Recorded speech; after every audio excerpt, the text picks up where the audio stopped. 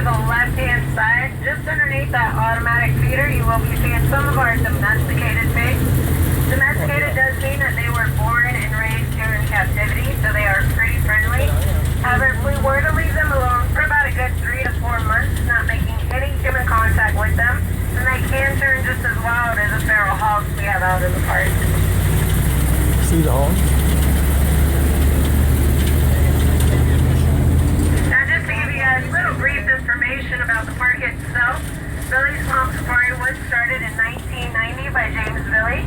The park is made up of 2,200 eco-friendly acres, and all of our animals do free roam, so we never really know what we will or will not see out here. We do also have a 9-foot fence that goes all around the perimeter. That is mostly to keep the exotic animals in. However, our native animals can still go in and out as they please.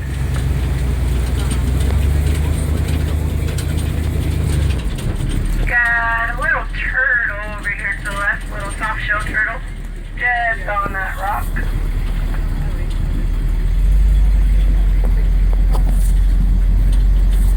Turtles will also come out basking, trying to get some sun.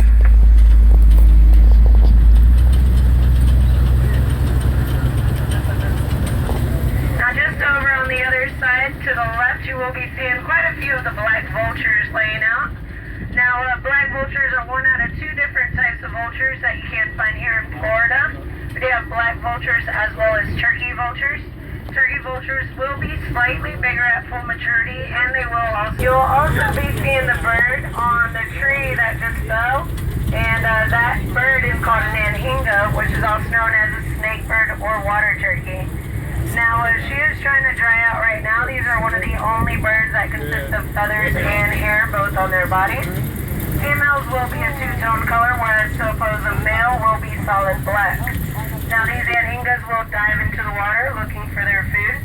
Once they come across the fish, they will spear it with that nice sharp serrated beak you see on her. They'll then bring their heads above the water to flick their beaks back and forth so they can loosen up that fish.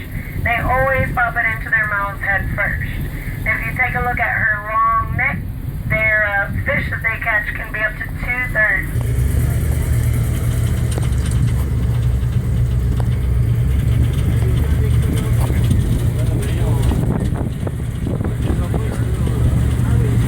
Now this plant that is flowering everywhere at the moment is what you call Elliothaster. And over to the right hand side, a big group of trees that we're seeing is called a bald cypress dome.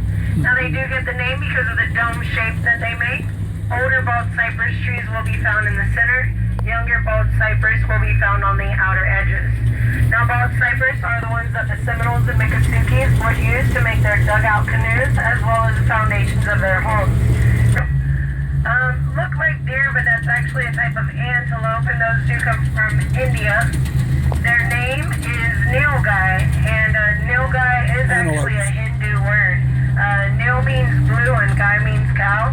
That comes from the fully matured males, which if you look just past them, you'll see one of the males walking towards them. He's that bluish grayish color. They look completely different from each other at full maturity. And those males, they are also born brown and white, but they'll change colors once they hit full maturity.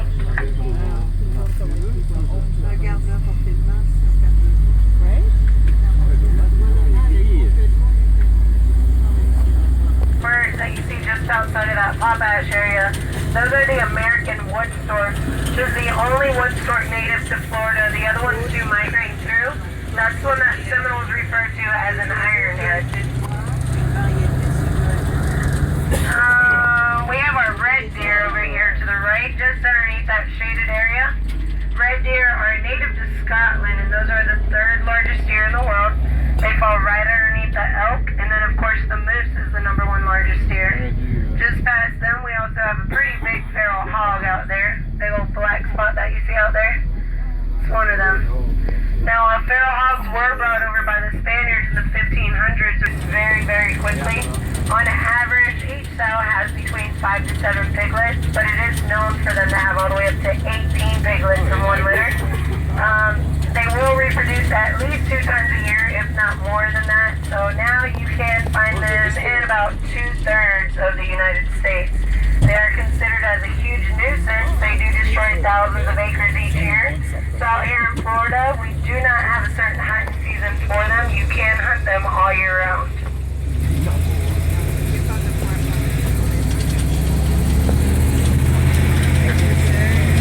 Like the nursery herd of the nilgai, we've got a lot of babies.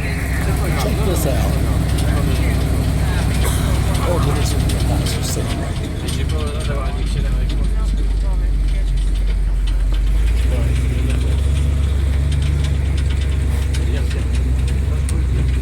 Now these really small ones just underneath the oak tree, those are your smallest species of antelopes, which are also native to India, and these are called black bucks. Now the black bucks are one of the smallest antelopes, but they do fall under one of the fastest animals in the world category, and they are known to run about 50 miles an hour. Now with the black bucks, females will stay brown and white, the light brown color. Males, they will change to a dark brown, slightly blackish color, and they will also grow in a large set of horns.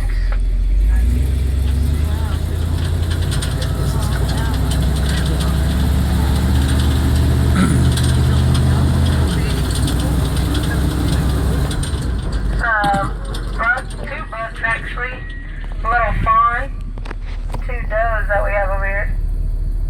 Actually, 3 bucks and 1 doe, 1 fawn. Now the white-tailed deer are native to Florida, but we may run into a few of them that have yellow tags in their ears. They brought over about a dozen of them from Texas, so we have a few of the wild turkey hens. Hens will have the pale blue heads. And our wild turkey here are all dark meat. You will not find any white meat inside of them. These are the Osceola turkeys, which were named after the warrior chief Osceola. He was out here in the 1800s. Now the reason why they got named after him is because he was one of the hardest warriors to get captured, and it's pretty much the same thing with the turkeys down here. This is our hardest game bird that you go hunting for, and it is only out here in Southwest Florida within the country that you will find this specific species of turkey.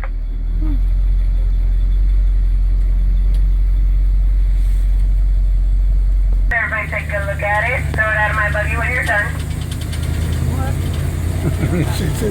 I'm kidding. No snakes are gonna fall in. Now, just let you guys know, I'm pretty sure you felt the temperature drop as soon as we entered the hammock. It does drop about a good 10 degrees in here, which the word hammock does actually mean place of shade. Most of these hammocks are made up of the sable palm tree, which is our Florida state tree. We do also have live oak, log, stringler figs, a few of the maple trees, as well as a couple of the gumbo limbos.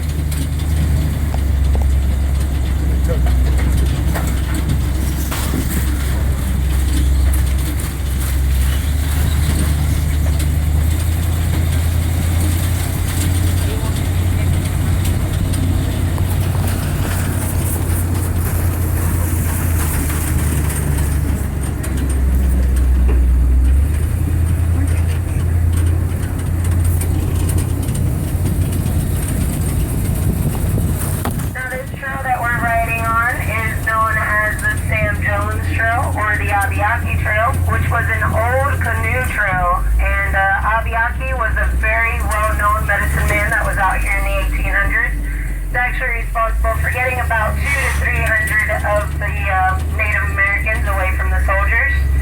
And he did actually travel from Powder LaBelle area all the way up towards Fort Lauderdale area. We do actually have an area called Montour Ranch Estates, about 35 miles away from us. If you were to see it on Google Maps, it does show up as Devil's Garden, and that was one of the well-known places for Abiaki to be resting with his men.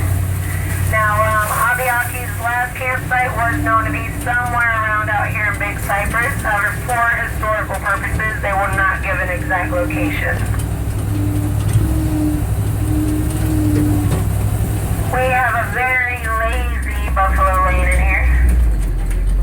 Hard life of these guys in safari. Now, the Asian water buffaloes, males run about 2,000 to 2,200 pounds. Females will be closer to about 16 to 1,800. However, do not let that weight fool you with them. They are still known to run about 20.